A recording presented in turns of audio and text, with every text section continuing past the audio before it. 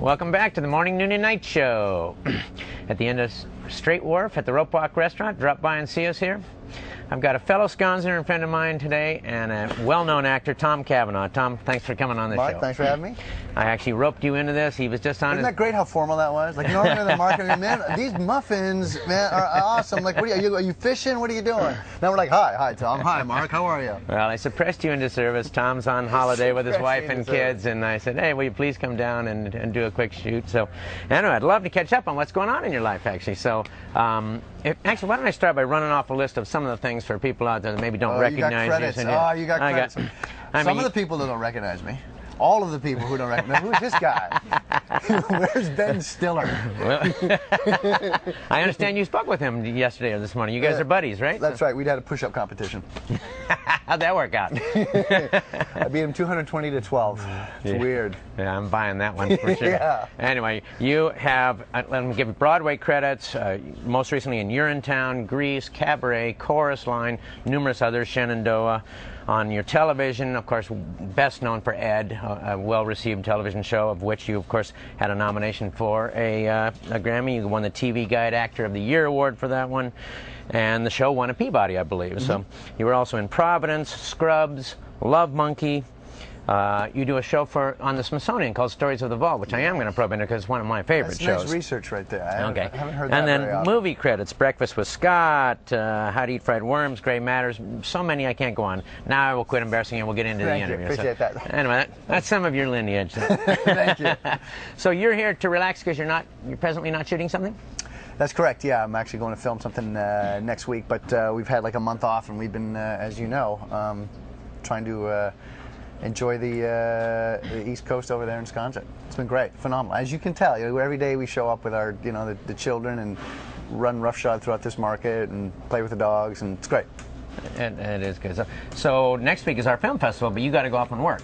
We won't. I will give a huge plug to the NFF. I love it. I think I was here year 2 or something when it was just starting out, and it seemed great then. The small little film festival that could, and now it's barely recognizable. It's just like this massive thing. It's a destination place, and the names from around the world and the films that you see here it's stunning. It's just like Stiller himself, I think, is hosting or is in one of this comedy roundtable things coming up, and he and his buddy. I mean, it's just like the biggest Hollywood talent descending on this island. It's kind of good. It is good, and it's fun. The show next week, of course, will be fun. We get Joey Pants on here. Who just Joey Pants disrupts everything. Hey, how you doing? Do you mind is it okay if I wear this hat? Can I wear this hat in this interview? And is it okay? Is my shoulders too big? They're not blocking this thing, are they? Well, if you take some of the shoulder pads off, they wouldn't be quite so large, would they? Joey Pants. Bless his heart. Tom, you're Canadian by birth, huh? Mm-hmm. You're involved with a charity that I actually have been involved with, and I didn't know this until I Googled you last night, but Nothing But Nets. Yeah. And why did you get involved with that? Well, I'll tell your viewers, for what they don't know about this thing is, it prevents malaria by buying, for $10, you can buy a malaria bed to help eliminate malaria in the third world countries. And I got involved with it as a kid. We grew up, we spent part of our childhood in Ghana in Africa, and I had malaria. My sister had malaria much worse than me. She was in a dire way. And I've since gotten involved with this foundation called Nothing But Nets, where you try and buy malaria nets. Recently we went to Uganda. The goal was to give every refugee in these refugee camps in Uganda a net, and we did. We accomplished that goal. Our long-term huge goal is to kind of get rid of malaria, eradicate it by the year 2015 or 2016, and we're well on our way. Excellent. That's backed or run by the UN, or how does that work? Yeah, it's an association with the UN. Nothing But Nets is for those people that know the basketball terminology. This fellow named Rick Roddick, who wrote for Sports Illustrated, where my wife's a photo editor. He realized that while traveling through these countries, if everybody gave a net, then for just $10. Malaria would be well on its way to going to defeat. And so he the basketball connection because of Sports Illustrated. If you hit a nice jump shot, which I'm sure is your forte, couldn't even do it with a straight face. Couldn't even do it with a straight face. But people would say, "Oh, swish, nothing but net," and so he called this thing "Nothing But Nets." And what's funny is like the response from the NBA and from the basketball community was huge to begin with, and then we realized early on it's like it's not just this community which is going to get involved. This is people worldwide, and they have. And so right now, the amount of money that we can raise quickly is stunning, and the amount of nets that you can give to these people is it's just it just seemed like a small thing at first, but you got a group of people together. Now we seem to be doing a large thing, and it's great. It's interesting that you would move as a young child over to West Africa like that. That's my parents. They're like, we're in British Columbia, and my dad answers this ad. Teachers wanted this kind of thing. We're in a small little community in British Columbia, like Trail, BC, outside Trail, BC.